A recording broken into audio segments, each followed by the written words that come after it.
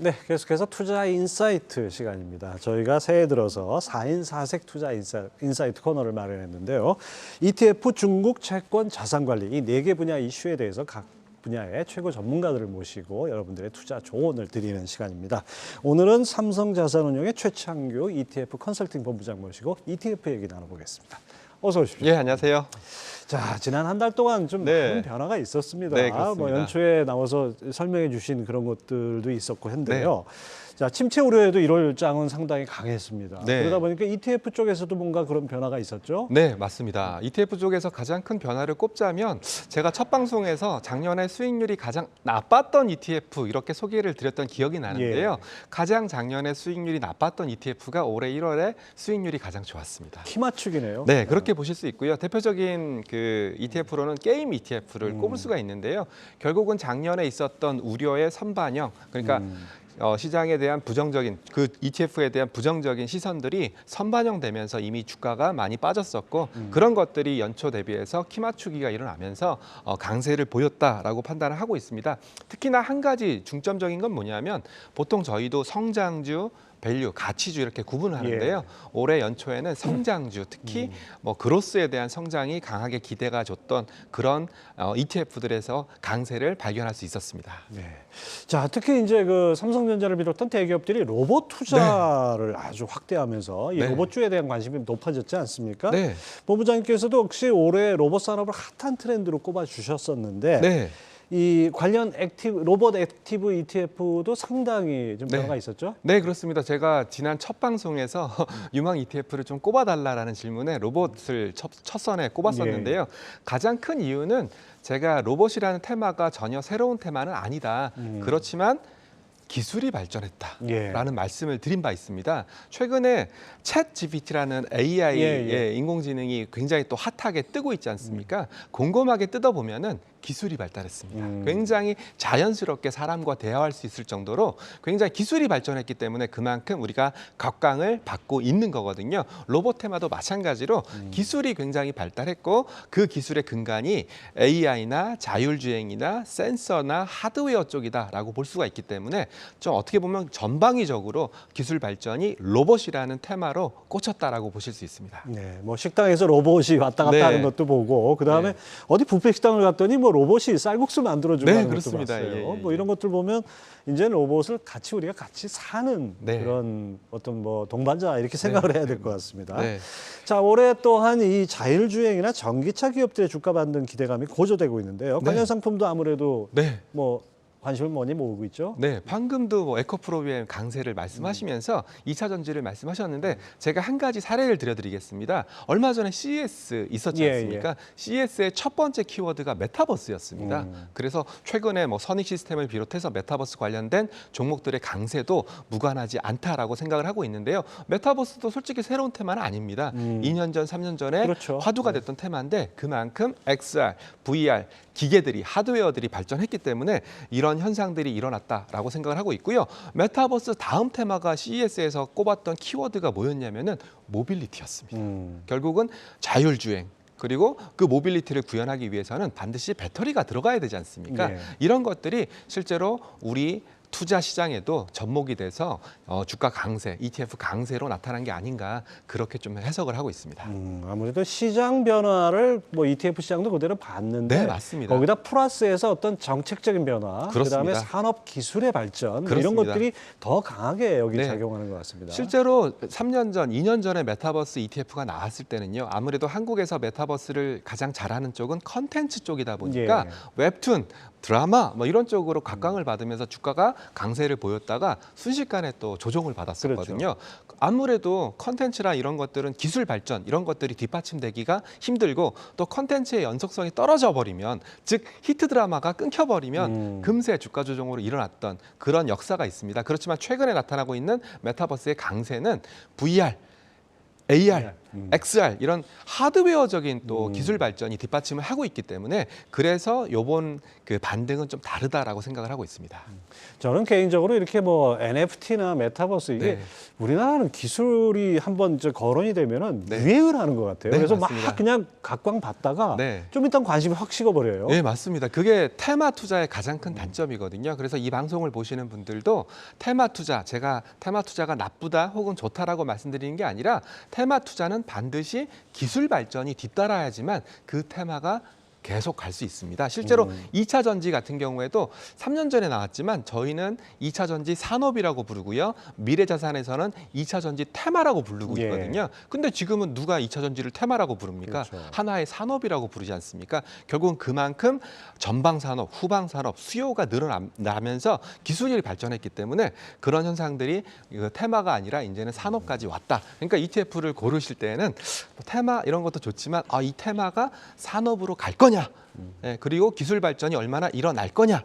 이런 복합적으로 생각을 하셔야 됩니다. 예, 뭐 테마와 산업을 구분하는 건 딱 이렇게 보면 될 것 같습니다. 테마는 일시 유행하는 거. 그렇죠. 그리고 반짝 떴다가 네. 식어버리는 네. 거고 산업이라는 거는 진짜 저렴한 효과가 확실한 네. 뭔가 그 상당히 연관 산업에 영향을 미치는 그렇죠. 그러면서 숫자가 이제 꽂히기 시작해야 됩니다. 그렇죠. 네. 예.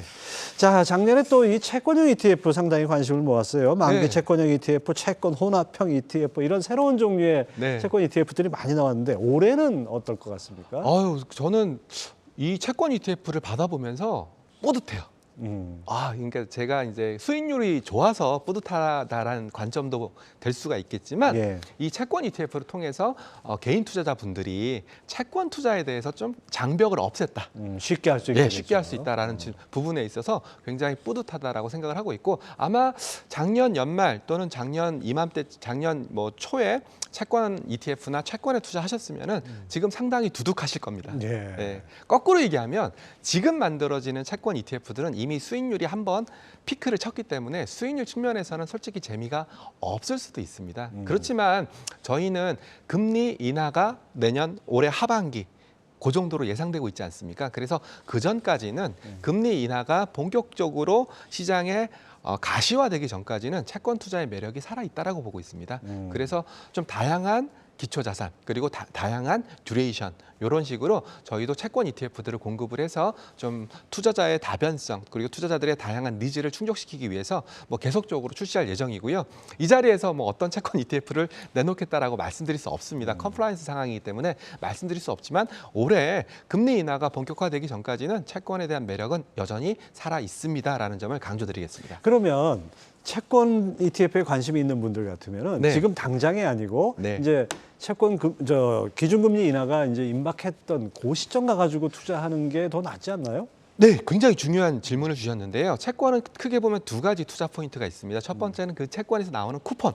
예, 네, 이자. 보통 저희는 캐리라고 불리는데 쿠폰 가지고 투자하시는 방법이 한 가지고요.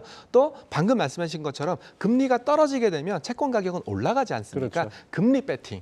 요 두 가지 초점으로 맞출 수 있는데 제가 투자 매력이 좀 떨어졌습니다라고 얘기하는 것은 둘 다에 해당되는 내용인데 아무래도 금리 인하가 좀 더 가시화된다면 듀레이션이 긴 10년 30년 이런 채권들은 쿠폰보다도 금리 배팅에 따른 채권 가격 상승이 있을 수 있으니까 좀 지금부터 만약에 내가 금리 배팅에 좀 더 초점을 두신다면 만기가 좀 긴 채권 ETF를 선택하시면 될 것 같습니다. 자, 지금 얘기하신 김에 네. 작년 수익률 꼴찌가 네. 장기채 ETF였습니다. 네. 기준금리를 그렇게 빨리 올리는데 당연히 채권가격이 그렇습니다. 떨어지죠. 네. 근데 반면에 올해는 아주 고공행진. 그렇죠. 그래서 제가 지난번 첫 방송에서도 30년 ETF를 말씀드렸던 지금 저 사례가 그림 나는데요. 나오네요. 예, 30년 ETF는 크게 보면은 한국 국고채 30년 있고요. 그리고 미국 30년 두 가지로 구분할 수가 있습니다. 작년에는 마이너스 30% 안팎의 네네네. 손실을 봤는데 올해는 네네. 지금 10%. 네, 그런데다가 6%. 그런데다가 저는 여기서 끝이 아니라고 생각합니다. 네. 물론 뭐 저희가 파월 의장의 생각을 읽을 수는 없겠지만 미국에서 진짜 금리 인하가 본격화된다면 추가적인 금리 수익도 채권 수익도 이뤄낼 수 있으니까 지금부터 관심 있게 보셔야 될 것들은 채권 ETF 중에서도 좀 만기가 긴 채권 ETF 중심으로 보시면 좋을 것 같습니다. 예. 자, 또한 이제 해외 주식 투자나 해외 ETF 투자하시는 분들 많은데요. 뭐 미국이 중국을 견제하면서 새로운 생산 기지로 떠오르는 인도 관련해서 또 관심들이 있는 것 같아요. 네. 작년 인도 선스 선섹스 지수가 네. 전체 그 선진국 시장은 빠지는데 올랐습니다. 네. 올해는 어떻습니까? 예, 요건 이렇게 생각하셔야 됩니다. 항상 글로벌 투자자들은 선진국에 투자할 것이냐, 이머징에 투자할 것이냐 항상 고민을 합니다. 물론 안정성 측면에서는 선진국에 투자하는 게 좋겠지만 최근처럼 강달러가 어느 정도 시들해지고 네. 또 금리 인상 기조가 약해진다면 이머징의 상승 탄력이 좋을 수밖에 없거든요. 저는 최근에 들어왔던 외국인들의 한국물 매수도 이머징 마켓 매수 중에 하나일지 않을까라고 의심을 하고 있습니다. 우리가 아직도 이머징 마켓에 속해 있죠. 네, 그렇습니다. 그러니까 이머징 마켓이 좋아 보여. 그러면은 그러니까 외국인 투자들도 마찬가지입니다. 그냥 이머징 마켓 ETF로 사는 경우가 많습니다.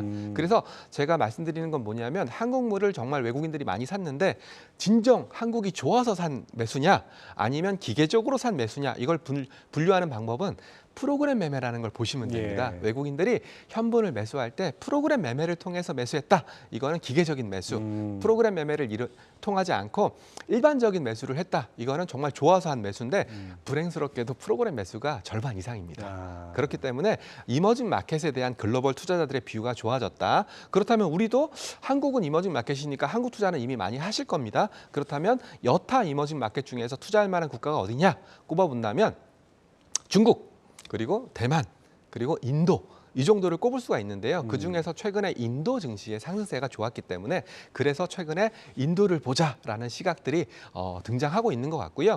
제가 여기 오기 전에 좀 찾아보니까 인도 ETF가 있습니다. 예. 키움자산에서 코세프 인도 ETF가 있는데 최근에 한국 개인 투자들도 많이 사셨더라고요. 빠르신 분들. 네, 역시 빠르신 분들은 이미 인도를 투자하고 계시고 또 외국인들은 한국만 투자한 게 아닙니다. 대만도 외국인들의 그 매수가 굉장히 셌거든요. 예. 네, 그래서 대만을 대표하는 종목이 TSMC니까 최근에 한국에서 나타나고 있는 반도체의 강세도 이런 영향이 아닐까 분석하고 있습니다. 야, 그렇게 이해하면 좀 훨씬 더 이해가 네. 빠르겠네요. 네. 자, 올 들어서 이 금값 많이 올랐습니다. 네네네. 그래서 금 ETF 역시 상당히 호조였는데 네. 솔직히 말씀드리면 이런 생각이 들어요. 네. 금값이 과연 계속 오를까? 네. 이게 전제가 돼야 되는데 이미 네. 오른 걸 따라가기에는 좀 부담스럽고. 맞습니다. 전망은 어떻습니까? 그래서 저도 굉장히 곤혹스러운 게 귀금속입니다. 귀금속 같은 경우에는 안전자산으로서의 현상과 그리고 제가 방금도 강달러 말씀드렸지 않습니까? 예. 달러화에 대한 대체 수단으로서의 금 그리고 또 인도 같은 방금 인도를 말씀드렸는데 또 인도에서 결혼식이 많이 일어나거나 하면은 또 골드에 대한 수요가 많답니다.